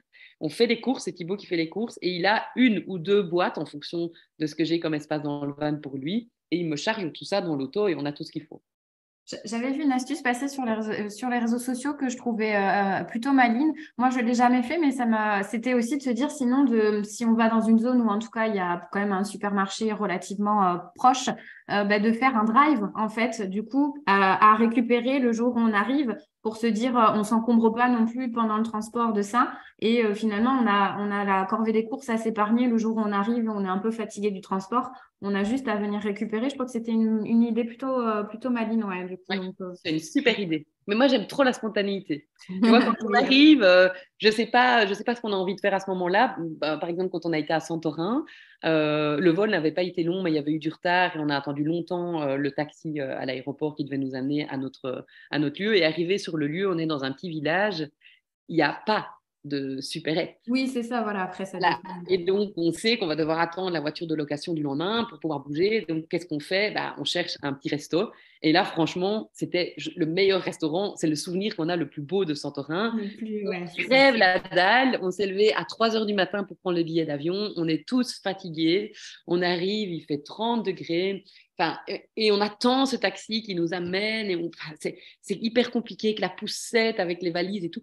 On dépose tout et là, on se rend compte qu'à 2 minutes à pied, qui surplombe la petite vallée, il y a un petit restaurant super sympa avec, enfin, vraiment tout en extérieur, quoi, sur un rooftop comme ça, super chouette. Ni une ni deux, on s'est assis. Et franchement, je vois encore les enfants qui avaient des yeux comme ça parce qu'ils avaient leur Coca-Cola bien frais devant eux. Et ils avaient soif, ils avaient faim. Et on a mangé un truc. Et c'était vraiment un bon souvenir. En fait, on est resté tout l'après-midi là, à grignoter, à parler avec les gens. Voilà. Et puis, bah, le soir, on a mangé ce qu'on avait encore. Voilà, pour vraiment le strict minimum. Et le lendemain, on a loué la voiture. Donc, c'était spontané et c'est un beau souvenir. Donc, voilà. Et on trouve toujours. Mais Oui, le drive, comme tu disais, de course, ça peut être aussi le prévoir pour le retour quand tu n'as plus rien dans la maison. aussi, c'est vrai, ouais. Ouais, ouais. On en parlera tout à l'heure, ouais. Voilà. Et du coup, ça me faisait rebondir. Pas vraiment de liste, hormis la liste le jour du départ. Est-ce que vous avez, par contre, comment dire, du coup, ben, des choses que vous amenez et que finalement vous ramenez sans vous en être servi? Est-ce qu'avec, du coup, ben, le temps qui passe, on arrive mieux à estimer ou est-ce que ça vous arrive encore de prendre des choses dont vous vous servez pas? Parce que je sais que souvent en vacances, ça peut être un peu le cas de nos auditeurs, mais on emmène des trucs au cas où et on les ramène en fait sans s'en être servi. Donc, est-ce que ça vous arrive encore ou pas? Ça peut être typiquement le coup du parapluie ou de l'imperméable que tu es quand même un peu obligé de prévoir, mais en général, non. Non, ouais, avec les Oui, services. j'allais dire, moi, c'est principalement les vêtements. On a Voilà. beau compter et minimiser, il y a toujours des choses qu'on ne met pas. Alors, le champion du monde dans notre famille, c'est Aurélien. Je ne sais pas pourquoi, lui, c'est l'enfant qui se salit le moins, mais depuis qu'il est tout petit, c'est comme ça. Et il remet plus longtemps ses vêtements que les Oui. autres. Et donc, c'est impressionnant. Il peut vraiment tenir une semaine complète avec deux tenues. Alors, il change ses sous-vêtements, mais il ne se salit pas. C'est surprenant. Donc, lui, il a toujours trop de vêtements. Et alors, il y a effectivement les manteaux. Donc là, quand on a été à Ibiza, par exemple, quand on part de Belgique et qu'il fait 5 degrés, parce qu'il faisait vraiment 5 degrés, c'est pas une blague, que je suis obligée d'emmitoufler les enfants dans leur manteau le matin parce qu'on a froid, on est là, et on voit tous les gens qui descendent de l'avion, on se dit les pauvres, ils reviennent de vacances, c'est vraiment l'horreur, le climat en Belgique. Et puis on arrive là, il fait 20 degrés. Bah, on doit se trimballer les manteaux, c'est hyper chiant. Pendant toute la semaine, on ne sait pas où les mettre, ils nous gênent pour revenir. Enfin, donc voilà, ça c'est souvent le problème de décalage entre les météos, de devoir se trimballer des vêtements qui ne sont pas adaptés. Et au retour, c'est la même chose, hein. Évidemment, le manteau est dans la valise parce qu'on n'a pas voulu se le trimballer à l'aéroport et quand on arrive, on a froid. Donc voilà, ça c'est des petites choses. Par contre, moi, il y a un truc que je prends qui est un peu étonnant, même quand on prend l'avion, c'est mon coussin. Voilà. Je ne Ok. supporte pas dormir sur un coussin, donc un oreiller. Je crois qu'on dit oreiller en France. Plus Oui. coussin, oui, un oreiller. Donc, c'est vraiment l'oreiller sur lequel je dors. Je suis toujours dégoûtée par les oreillers des autres. Ça me fait mal au cou parce que j'ai vraiment des problèmes de dos. Donc, j'ai besoin de mon oreiller avec ma housse et mon truc. Et le problème, c'est que les enfants ont pris le pli aussi, évidemment. Parce que tout petit, je leur prenais leur oreiller pour ne pas qu'ils Ben vivent la même vie forcément. que moi, forcément. Et donc voilà, on se retrouve souvent quand on charge le van, par exemple, on charge la nourriture, tout le monde s'assied, et puis là, on commence, quoi. Il y en a un qui prend son plaid, l'autre qui prend son coussin, le troisième qui prend son gros doudoum énorme parce qu'il ne sait pas dormir sans, et que voilà. Et donc, des fois, vraiment, l'arrière du van est rempli, en fait, de ce genre de choses, mais vraiment, c'est leur petit plaisir quand ils arrivent d'installer leur coussin, leur petit plaid, leur doudou. Et ça, j'ai remarqué que ça les aide vraiment, en fait, surtout les plus petits, à être bien quel que soit l'endroit où on est en fait. Donc, Ouais, ça, c'est on l'objet fait transition. l'effort. Et C'est le si côté rassurant. c'est très rassurant. Et si je peux vraiment pas, c'est déjà arrivé qu'on n'ait pas la place, que c'est pas possible. J'ai une autre technique, c'est qu'en fait, je prends des grands t-shirts. Celui qui a les plus grands t-shirts chez nous, c'est Thibaut. Donc, des t-shirts genre XL, quoi. Et j'enfonce le coussin avec la housse dans le t-shirt. Comme ça sent le linge et je sais que c'est propre et ça sent ma maison. Donc, ça, c'est ma petite technique. Donc, je prends toujours 2-3 t-shirts en plus et je mets les coussins dedans pour qu'on puisse dormir dans nos odeurs. Bonne idée. Ok. J'aurais pas pensé le coup de mettre l'oreiller dans un t-shirt. Un jour, j'avais que ça et je me suis dit, tant pis, ça me dégoûte, je vais mettre le t-shirt. Et puis, je me suis dit, oh, finalement, c'est pas mal, c'est en coton, c'est confortable. On a tous un peu nos petits tocs comme ça. Oui, c'est ça, c'est les petites habitudes après, ouais. Ouais. Et notre fils Blaise, il voyage avec ses petits tracteurs. Donc, il a beau avoir 14 ans, il fait une collection de tracteurs miniatures. Et je vous assure qu'on a été dans des pays complètement dingues où, en arrivant, la première chose qu'il fait, c'est mettre son tracteur sur sa table de nuit. Des petits tracteurs. Et c'est vraiment sa manière à lui de se dire, OK, on est ici, en fait, il y a une partie de ma maison ici. Donc ça, on laisse faire. On les autorise à avoir ce genre de petits objets, les petits bouts et les petits trucs, quoi. Ça rassure, quoi. C'est l'objet un peu, je te disais, de transition qui fait le lien entre la maison et du coup, voilà, l'espace de vacances un peu temporaire, quoi. Ok. Il faut savoir aussi que quand on prend l'avion, on peut prendre plein d'objets volumineux. Je dis ça pour les jeunes parents. On peut prendre son siège auto, par exemple. On peut prendre des poussettes, bien sûr. Alors, il y a des poussettes qui sont plus faciles, entre autres la yo-yo, parce qu'elle se plie, elle se met dans l'avion.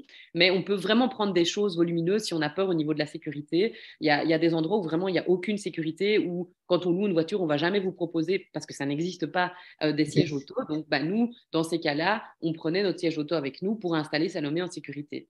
Voilà, donc on peut le faire. Ce sont ce qu'on appelle les bagages volumineux.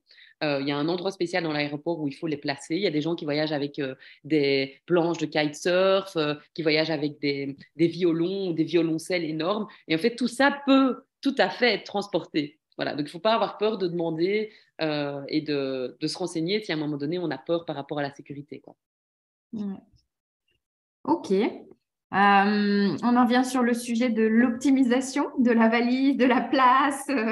Donc, j'ai parlé un peu tout à l'heure, Élodie, je crois, donc vous fonctionnez avec des caisses, qui n'est pas forcément aujourd'hui très conventionnel. Est-ce que tu veux nous en dire un peu plus pour partager ton expérience? Oui, alors je me suis rendu compte, on a un van. Donc, le van, c'est un coffre de camionnette, hein, tout simplement, qui est en fait très haut, mais pas très profond. Et je me suis rendu compte lors des premiers voyages que j'arrivais à optimiser l'espace de ce coffre en mettant des caisses. J'ai trouvé dans un magasin qui s'appelle Action des caisses avec le couvercle qui est intégré à la caisse. Ça, c'est très pratique, comme ça, on ne doit pas chercher le couvercle. Et quand on ouvre la caisse, en fait, les couvercles se replient sur les côtés et on a vraiment accès à l'entièreté de la caisse. Ça permet en fait de jouer au Tetris, tout simplement, et de mettre beaucoup plus de choses dans ce coffre. J'ai d'ailleurs vu beaucoup de gens en van qui avaient carrément mis en place un système de rayonnage dans leur coffre qui est fixe, dans lequel la caisse rentre. Donc, ça veut dire que dans ce cas-là, on ne peut pas changer la caisse parce qu'on a vraiment la taille de la caisse.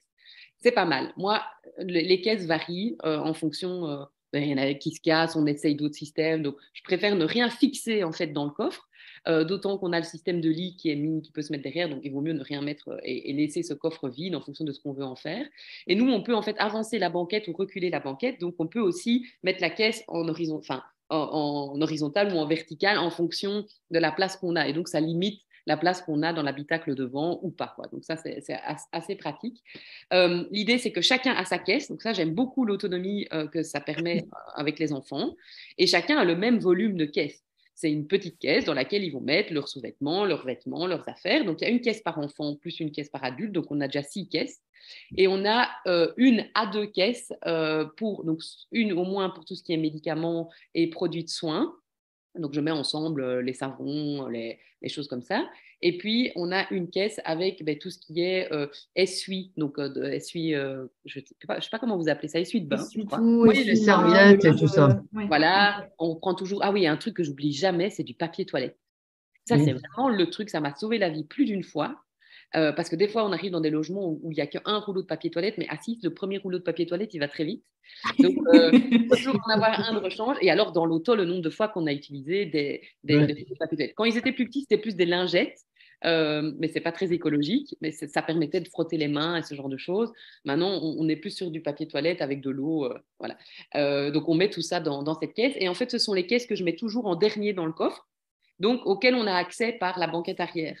Si un enfant est malade dans la voiture, j'ai accès aux médicaments. Si il y a un problème qu'il faut se désinfecter les mains ou utiliser du papier toilette, il est à disposition aussi.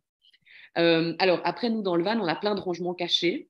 Donc, en dessous de tous les sièges, il y a un tiroir qui permet de ranger les jouets. Principalement, c'est ça qu'on met les jouets, les livres. Donc, on va mettre, par exemple, la Nintendo des enfants avec tous leurs jeux. On va mettre les livres que Salomé adore, c'est des livres musicaux qu'elle regarde beaucoup. On va mettre des jeux de société, de quoi dessiner, de quoi bricoler. Maintenant, ils grandissent, donc on leur met plutôt des choses à revoir. Donc, ils utilisent les voyages maintenant pour travailler pour l'école. Euh, donc, ils ont souvent du travail pendant les vacances. Donc, on leur met tout ça en dessous de leur siège.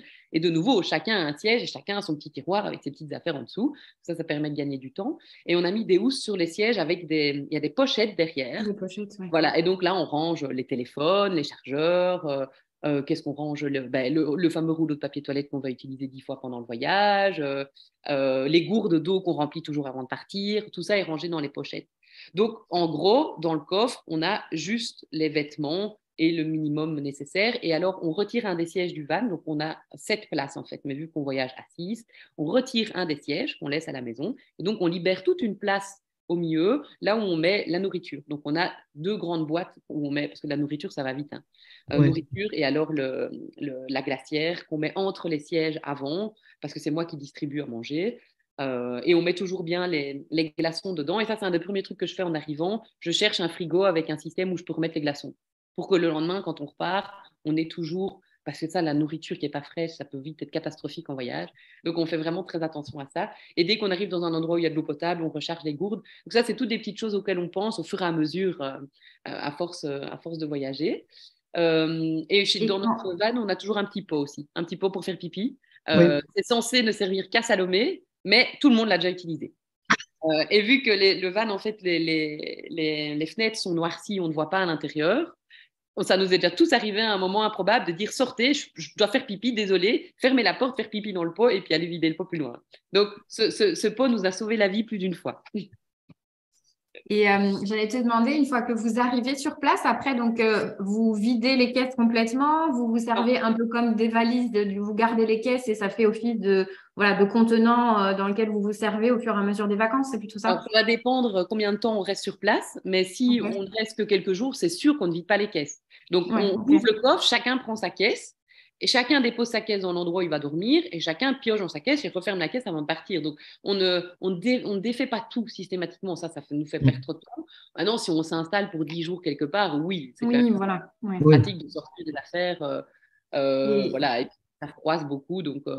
mais dans les caisses, dans les caisses, après, vous recompartimentez. Parce que je sais que, par exemple, dans les valises, il peut y avoir, tu vois, du coup, certaines personnes sont adeptes un peu de solutions pour recatégoriser un peu et puis faire une valise un peu plus optimisée. Ça, non? Ça ne marche pas avec les enfants. Ils finissent quand même toujours par tout mélanger. Donc ça, je ne fais plus. Je les laisse gérer leurs trucs.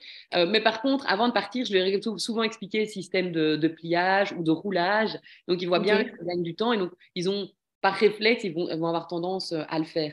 Après, plus on bouge, plus il y a de linge sale, plus leur caisse est vide.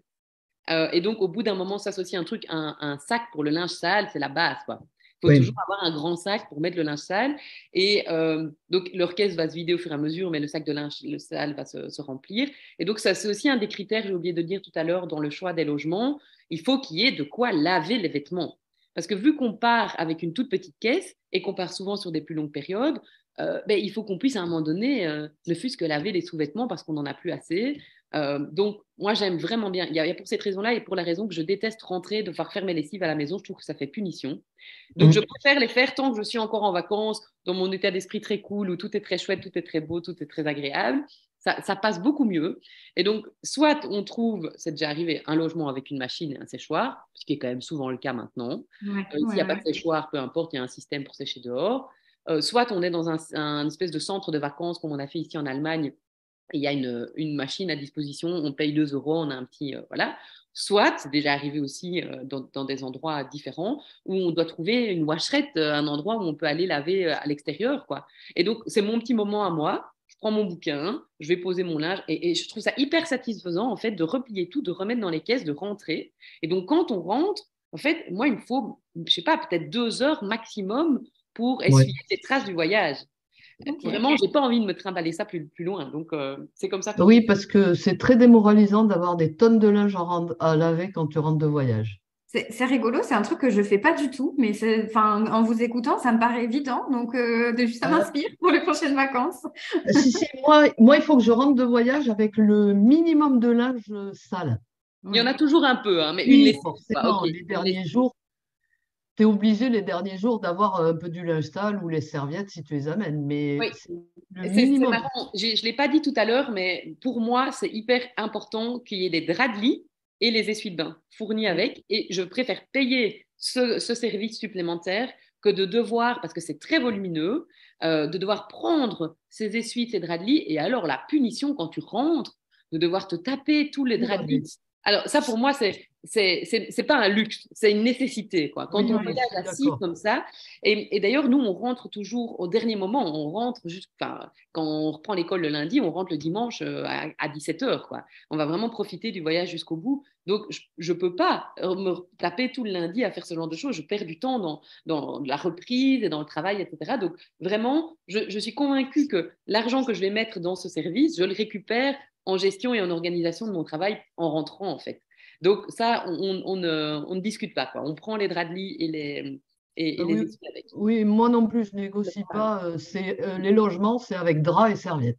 Ouais. La Et la plupart, maintenant, chausse. c'est le cas, hein, Oui, d'ailleurs. Oui, oui. ça reste assez courant quand même maintenant, ouais. Ok. On a fait le tour pour Et vous, les filles, un un peu sur truc la aussi, préparation? Oui, vas-y, un truc que Armel. je ne négocie pas, c'est le forfait ménage dans mon logement.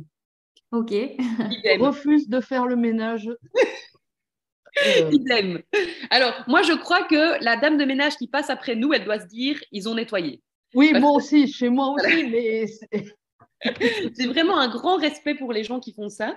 Et donc, on défait les lits, on met tous les oui, draps de voilà, lit dans la baignoire pour les. Voilà. on On vide les rassemble poubelles, tout. bien sûr, on ne laisse jamais des déchets, on vide le frigo, etc. Et s'il reste, ça, c'est un truc aussi que j'ai beaucoup fait, s'il reste des choses dans le frigo, je les mets sur la table avec un petit mot et je dis prenez-les. C'est des Oui, choses qui ne sont voilà, pas c'est ça. ouvertes, etc. Parce que voilà, je sais que la plupart des personnes les prennent, et tant mieux, surtout dans des pays où ils ont moins. Où ils Ça, n'ont c'est pas vraiment beaucoup de une sous. aide. J'ai déjà laissé, par exemple, des jeux de plage.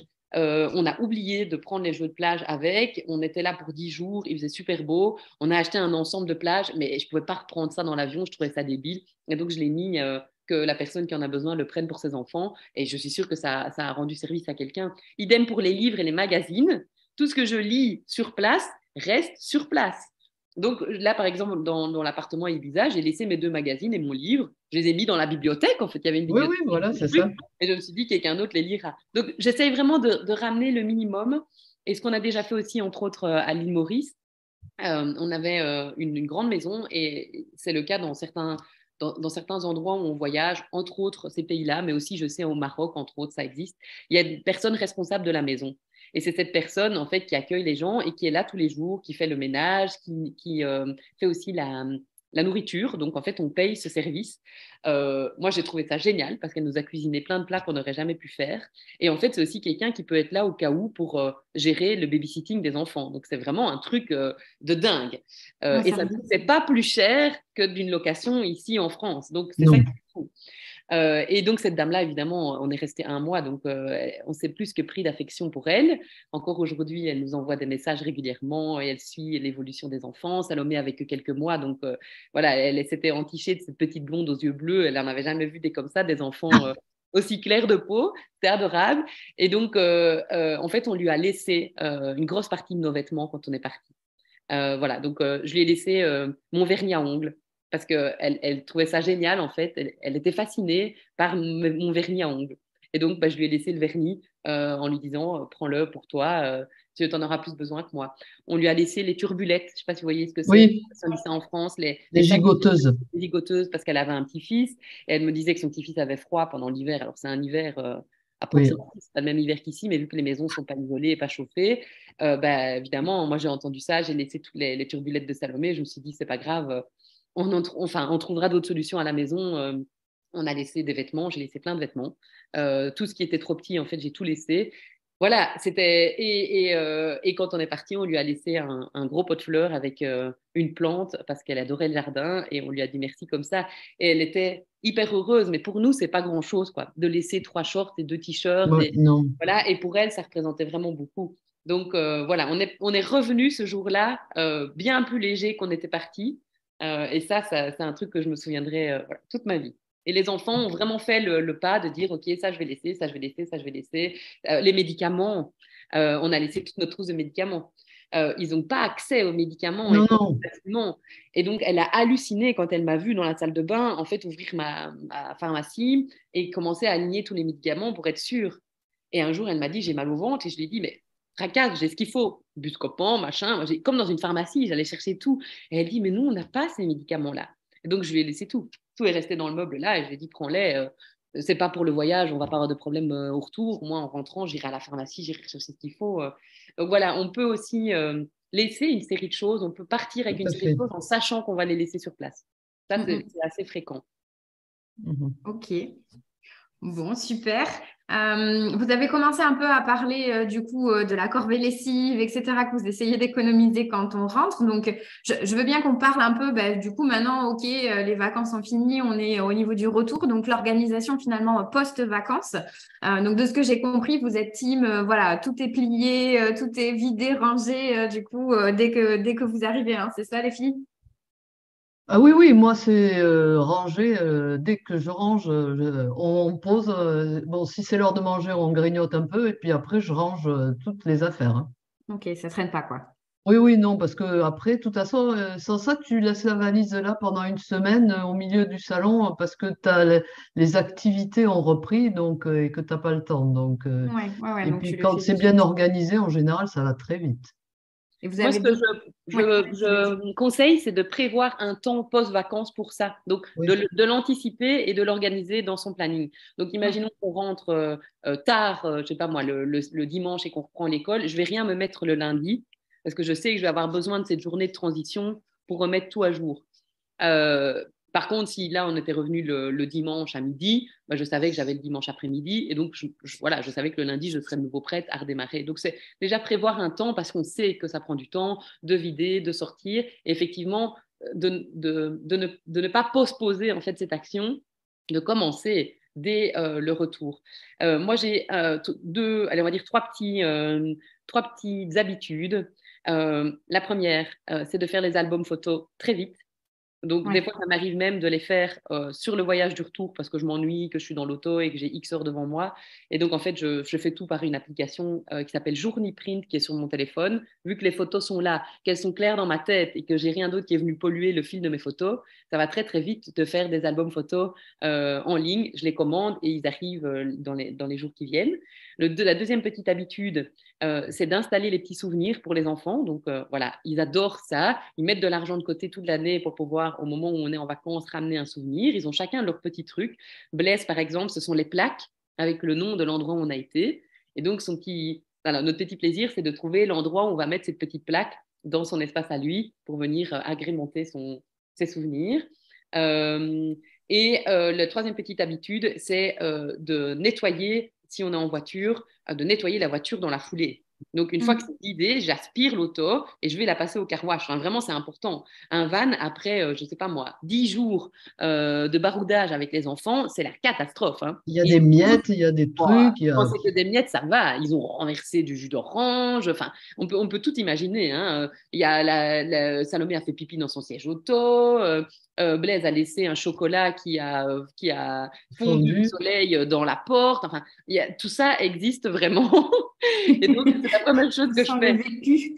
Ah oui, oui, oui, j'en ai Oui, déjà retrouvé oui. des trucs dégueulasses. Et donc, je nettoie tout une fois parce que c'est notre voiture de tous les jours. Donc, je trouve que recommencer le lendemain avec du sable partout dans la voiture. Quand c'est que du sable, ça va. Enfin, voilà, de la Oui. terre. Donc, voilà, on ne se prend pas la tête pendant qu'on est en cours de route, même si j'ai toujours ma petite balayette prévue pour dans la voiture. Donc, voilà, quand on arrive sur place et qu'on vide la voiture, je balaye la voiture, le coffre, les sièges avec cette petite balayette, mais je le refais vraiment à fond en rentrant. Donc, ça, c'est les petits trucs que j'oublie pas de faire quand je reviens.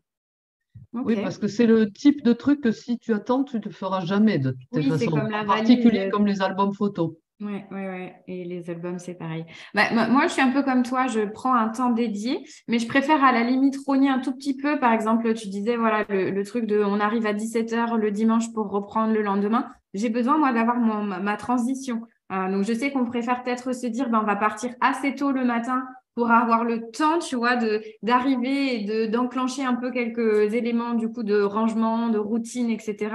Mais de le faire finalement avant du coup la reprise de la semaine. Donc je pense qu'après voilà, chacun a un peu ses petites préférences, mais en tout cas ouais, l'anticipation, je te rejoins par contre Elodie là-dessus quoi.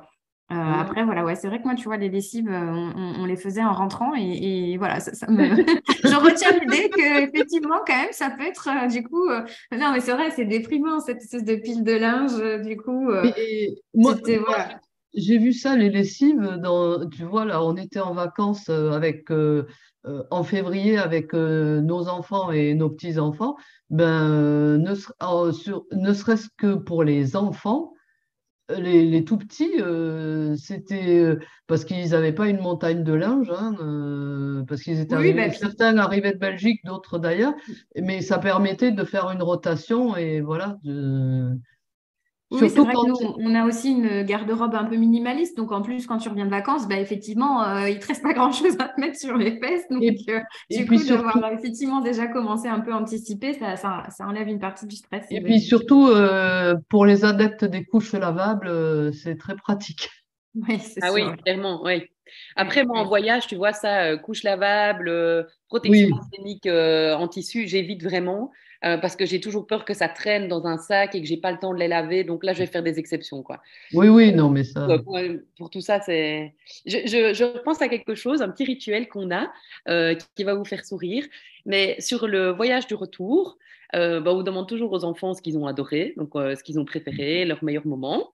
Et puis, on leur demande toujours où on va après. Et donc, en fait, on n'est jamais triste de revenir parce qu'on anticipe déjà où on repart. Et ça, pour moi, c'est vraiment important. Je vis pour les voyages qu'on fait. En fait, vraiment, c'est mon moteur, en fait, de savoir où on part. Et donc, on s'amuse à faire la liste de tous les endroits qu'on avait envie de visiter. Et je regarde déjà les billets d'avion, je commence déjà à regarder les logements, je ne réserve rien, mais je prépare tout doucement, je me projette, en fait, Ça dans ce prolonge un nouvel peu. endroit où on va aller. Voilà. Donc, Ça le prolonge, prochain, ouais. ça sera certainement Cuba pour nous. Ok, chouette. Ah Oui, oui, c'est. là c'est un long voyage. Oui, c'est un long voyage et les billets d'avion pour le moment sont vraiment chers, donc on verra. Mais après, on a toujours le plan A, le plan B, le plan C, hein. Oui, Voilà, c'est vraiment un truc. En fait, toutes les destinations sont intéressantes. Il n'y en a pas une qui est moins intéressante. C'est pas parce qu'on va loin que c'est plus chouette qu'un endroit où on va près. Des fois, on est surpris des beautés qu'on trouve tout près de chez soi. Donc moi, je me laisse plutôt porter par les signes que je reçois. Voilà, et là, c'est entre autres un livre que j'ai trouvé sur une aire d'autoroute qui parlait de Cuba. Je l'ai lu, j'ai adoré et je me suis dit, OK, on va pas chercher plus loin. C'est là qu'il faut aller aux prochaines vacances. Mais si vraiment on ne trouve pas de solution ou ça ne se met pas, on a le plan B qui arrive juste derrière et sans frustration. Ok, oui, génial. oui. Ouais, je trouve que c'est une bonne idée pour prolonger un peu le sentiment de vacances, éviter voilà, la rupture, le syndrome un peu post-vacances où bah, c'est parfois un peu brutal. Ça permet effectivement de rester dans une dynamique positive, je trouve, de se projeter comme ça. C'est vrai, mais euh, je dois dire qu'en changeant de vie et en adaptant sa vie à ses besoins, à ses envies, tous les fameux sujets plutôt de développement personnel, de qu'est-ce que j'ai envie de faire de mon quotidien, le sentiment de oh, j'ai mal au cœur, j'ai pas envie de rentrer, il n'existe plus en fait. On Ouais. est Oui, toujours très content de rentrer. Moi, je suis très contente de retrouver mon logement, je suis très contente de retrouver ma région, je suis très contente de retrouver mon entourage, mon quotidien, mon petit rythme, mes petites habitudes. J'aime autant partir que revenir. C'est Ouais. vraiment identique. Donc, je trépigne à l'idée de partir et les derniers jours, j'en peux plus, quoi. Il faut que je parte, il faut que je découvre enfin cet endroit voilà, auquel j'aspire. Mais une fois que j'ai vécu, parce que on peut être malmené pendant ces voyages aussi, oui, hein, oui. c'est pas toujours très confortable. D'ailleurs, Oui, c'est oui, aussi oui. un sujet qu'on peut aborder. On imagine toujours que c'est merveilleux de voyager, mais c'est des fois plus confortable de rester chez soi, en termes de confort. de confort de quotidien et de Faut gestion. pas lancer Armelle sur le sujet du staycation parce que alors elle, du coup, elle est adepte de je reste à la maison pour les vacances. Oui, C'est un vrai sujet. oui, Mais oui, mais Attention. Ouais, c'est ouais. un vrai sujet. C'est comme quand tu vois les conditions de vie que nous avons en Europe, quand tu vas dans des pays bien moins lotis, bien moins bien lotis que nous, pardon, voilà, ça te permet aussi de relativiser un certain nombre de choses. Tout à fait. Mais moi, je dis toujours que quand il fait beau, la Belgique, c'est le paradis, il y a tout ici, hein. Ah Moi, oui, j'ai oui, vraiment un problème avec la météo, c'est-à-dire qu'à un moment donné, on ne peut pas profiter de nos extérieurs. Je prends cet exemple, mais à Ibiza, ils ont des espèces de terrasses sur le toit, comme dans tous les pays. En Espagne, c'est beaucoup ça aussi, au Maroc, oui. les pays autour de la Méditerranée en tout cas. Et ils ont ce que je rêve, c'est-à-dire du mobilier en bois, avec des beaux coussins et une toile tendue. Mais moi, j'ai même pas le temps de sortir ce genre de choses ici. Le temps que tu sors tes coussins, tu dois les ranger. Ça dure pas assez longtemps. Non, et ça te demande un travail de fou et puis tout s'abîme beaucoup plus vite. Donc, tu hésites Oui, vraiment oui. à investir dans ce genre de choses parce qu'il suffit qu'il y ait une drache, c'est mouillé, ton coussin il sèche plus, enfin, c'est la catastrophe. Et donc, je trouve que comment dire, c'est toujours très plaisant d'aller dans ce genre d'endroit où on peut en fait vivre ce qu'on ne vit pas chez soi.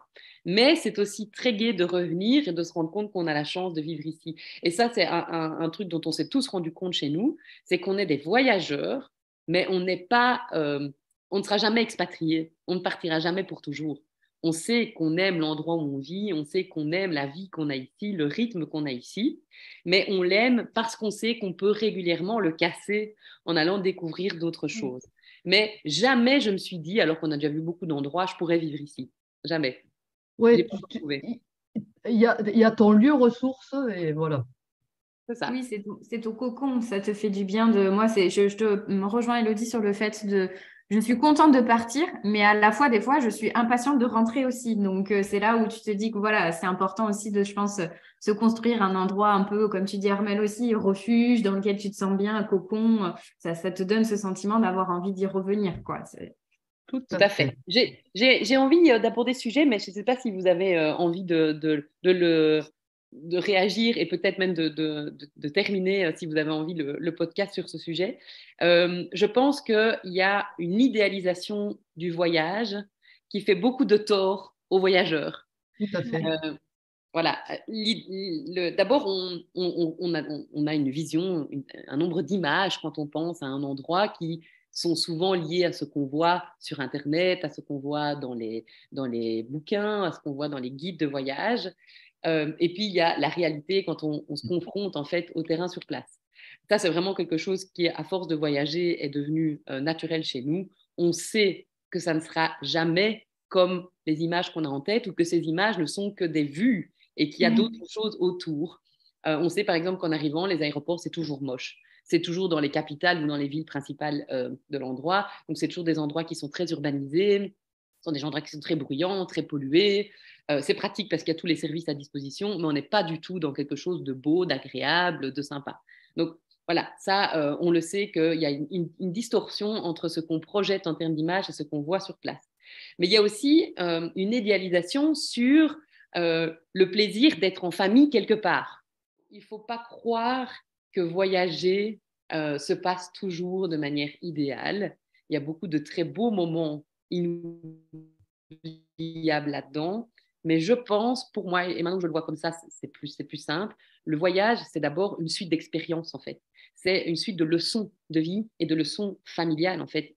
On en ressort chaque fois un peu plus grandi, un peu plus mature, un peu plus ouvert, un peu plus humble, un peu plus respectueux, mais ça ne se fait pas toujours dans la douceur et dans le plaisir. Voilà. Donc, pour moi, le voyage, c'est ça, c'est une aventure. On n'envisage pas nos voyages comme des périodes de repos, par exemple. On a arrêté de croire qu'on reviendrait reposer de nos voyages. Ce n'est pas vrai. On revient plus fatigué qu'avant. Maintenant, on le sait. Donc, les enfants sont rentrés là, c'était lundi passé, retour de l'école, et l'institutrice me dit, Salomé a l'air fatiguée. Ben oui, on est parti pendant 2 semaines, on n'a pas arrêté à gauche, à droite, en revenant, en repartant. Enfin, voilà. Donc, c'est sûr que pour elle, c'est pas reposant. Mais on s'en fiche à partir du moment où on sait que c'est pas reposant, qu'on n'y va pas pour ça. En fait, on abandonne toutes ces croyances et on profite du moment. Mais à côté de ça, elle a vécu plein de belles choses, elle a rencontré plein de gens, elle a plein de beaux souvenirs, mais c'est clair qu'on ne dort pas bien quand on n'est pas chez soi. Ça aussi, c'est un truc. Moi, je dors Mm. pas bien. Je suis pas dans mon lit, c'est pas mon matelas. Quand j'ai pas mon coussin, en plus, c'est la catastrophe. Voilà, là, c'est con, mais il fait pas tout noir dans la chambre, bah, on dort pas bien. Les enfants, les conditions, en fait, ne sont pas idéales. Il y a toujours à un moment donné, on a tous mal au ventre, ça aussi. On dort pas bien, on a tous mal au ventre. On a tous mal au ventre parce qu'on mange pas ce qu'on mange d'habitude, donc notre organisme est un peu mis à mal. Ben, les voyages, vous faites 8 heures d'avion, moi j'ai l'estomac en vrac, hein. Je sais pas manger, enfin, voilà, je suis pas bien, quoi. En plus, j'ai le mal de l'air, ça existe, faut savoir. Il y a le mal de mer, il y a le mal de voiture et il y a le mal de l'air. Et donc, au bout de 8 heures dans un avion, j'ai mes intestins qui se retournent. J'en pleurerais, j'en pleurerais. Donc, je sais que j'ai une difficulté avec ça. Idem pour ceux qui ont le mal de mer, hein, ou qui ont le mal de voiture. On a Capucine chez nous qui a le mal de voiture. Ah bah ça, il y a toujours un moment donné, on doit s'arrêter, ou il faut gérer les maux de ventre, les plaintes, j'ai mal à la tête, il faut que je prenne un médicament. Ça fait aussi partie du voyage. Voilà, tout ça, Oui, c'est ça. ça existe. Il faut que relativiser un petit peu, comme tu disais, l'idée du voyage parfait ou des vacances parfaites. Du coup, En fait, c'est ça le vrai voyage. C'est ouais, ça que j'essaye de dire. Le vrai voyage, c'est ça. Le c'est vrai ça. voyage en famille, nombreuse, dans des destinations un peu exotiques ou un peu lointaines, c'est une aventure plus qu'un plaisir. Moi, je prends du plaisir dans l'aventure, dans le fait de découvrir des endroits. Et il n'y a rien de plus génial que de se retrouver après 30 minutes de marche devant une crique mais on en prend plein les yeux. C'est un truc de dingue. C'est la photo qu'on va mettre sur Instagram ou c'est la photo qu'on va mettre sur Facebook. Mais on ne sait pas tout ce qu'on a vécu en amont pour en arriver là. Oui, Et c'est ce vrai. moment de paix, en fait, il est entouré de plein de moments de chamaillerie, de disputes, et voilà. Mais Et c'est aussi c'est ça la vie. rigolo, l'histoire de la photo, tu vois, ça me fait repenser à notre voyage en Norvège où justement tu visualises ces photos où tu es seul, du coup, face au fjord, c'est un paysage spectaculaire. Et comme tu disais, quand tu dézoomes, en fait, tu vois que c'est la foule autour de toi et que c'est l'attraction hyper touristique et que finalement, ce que tu pensais avoir un charme fou n'est qu'en fait juste, voilà, un peu une illusion ou en tout cas pas du tout le reflet de la réalité. Donc, il y a ça aussi. Il y a effectivement aussi, je pense, toutes ces images qu'on voit passer qui contribuent à une certaine idéalisation. Et après, comme tu dis aussi, toutes les expériences familiales. Voilà, tout à l'heure, on parlait voilà, de se retrouver parfois dans des situations un peu galères où on se dit bah, il faut se faire confiance. Avec le recul, c'est toujours plus facile d'arriver à en Oui, prendre son parti que quand on le vit sur le moment où c'est toujours un peu plus émotionnellement compliqué. Mais en tout cas, comme tu dis, ça fait partie de l'aventure et je trouve ça bien de le rappeler pour du coup, voilà, que ça remette un peu les pendules à l'heure sur ce sujet. Merci. Tout à fait. Ça ne doit pas nous décourager de voyager, mais on voyage de manière plus consciente, en fait, tout simplement, voilà, c'est ça. plus responsable. Oui. Génial. Merci beaucoup les filles, c'était super chouette. On a discuté de plein de choses. Je pense que Voilà. là, on n'aura jamais fait un épisode aussi complet. Il faut dire que le sujet était quand même assez vaste. Bon, globalement, si on résume, on l'a vu un peu, hein, les vacances sereines, c'est quoi? C'est bah, quand même une bonne dose d'anticipation, de préparation en famille, de responsabiliser un peu finalement tous les membres aussi de la famille. Voilà, d'utiliser ou pas des outils, ça c'est un peu en fonction du coup d'est-ce qu'on a besoin d'être vraiment préparé ou pas, mais en tout cas bah, de s'alléger un peu la charge mentale autant que possible.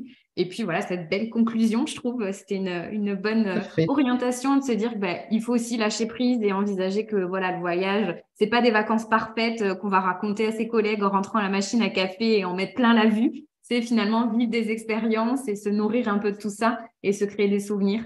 Donc, je pense que c'était une très, très belle conclusion. Du coup, merci beaucoup les filles. Moi, j'ai envie de savoir, avant de se quitter, quelle sera votre prochaine destination? C'est vrai, c'est une bonne idée. Alors, pour notre part, on va aller près de Sarlat. Pour mon conjoint, du coup, a décidé cette année de se remettre à la pêche. Donc, c'était, tu vois, dans les critères, effectivement, une des activités un peu où on a organisé tout ça. Donc, on part à la ferme en plus avec notre petit garçon là. Je pense qu'il va être super content de s'occuper des poules, des animaux. Enfin, voilà, c'est un peu l'objectif. Et moi, ma prochaine destination, c'est à la mi-juin et c'est à Bruxelles. Excellent. Écoute, c'est une très belle ville, il y a plein de choses à faire à Bruxelles. Hein. Exactement. Voilà. Mais c'est l'occasion qui fait le larron. Comme ma fille y habite, voilà. De toute façon, on y est relativement souvent, donc voilà. Excellent. Mais et nous, si on part pas l'été en général, parce qu'il y a trop de monde. Mais bon, ça, c'est la chance de pas plus avoir d'enfants en âge scolaire. Oui, c'est ça. Après, on Voilà. peut Tout à fait. partir un peu en décalé. Bah, Voilà. nous, on a Cuba, on a la Réunion en tête depuis longtemps, mais on a quand même 2 jolis projets là sur le feu. Le premier, c'est de partir 4 fois 3 à 4 semaines l'année prochaine, donc en faisant rater un petit peu l'école aux enfants quelques jours par-ci, par-là. Mais on se laisse vraiment la dernière minute pour choisir les destinations. Mais ça sera des destinations plus lointaines comme la Polynésie, la Nouvelle-Zélande, l'Australie. Donc on mise plus vraiment des voyages qui marqueront notre vie, avec plus évidemment de trajets. L'année prochaine sera remplie de voyages et peut-être que j'aurai encore plein de nouveaux petits trucs et astuces à partager. Exactement. Ça, on se retrouvera pour un bilan du coup dans Voilà, c'est quelques ça. mois. Ok, génial les filles. Bah, avant de partir, du coup, on n'oublie pas le défi des bordéliques. Et donc, du coup, j'avais eu un petit peu l'idée cette semaine de vous faire une petite devinette. On parlait tout à l'heure de la préparation des affaires et des choses qu'on peut potentiellement oublier. Donc, tu parlais de faire un peu le tour. Je vous ai préparé en fait un petit quiz sur les 10 objets qu'on oublie le plus souvent en vacances. Donc, rendez-vous sur notre compte Instagram pour savoir, du coup, voilà, si vous avez bien les bonnes réponses sur les 10 objets qu'on oublie souvent. Et puis, je crois qu'on peut souhaiter une bonne vacance à tout le monde. C'est là une belle conclusion. Bonnes vacances à tous, oui. Ouais. Bel été, Merci. bel été. Oui, c'est ça. Merci à toutes les deux encore. Et du coup, à très bientôt. Bye bye. Bye Bye bye. bye.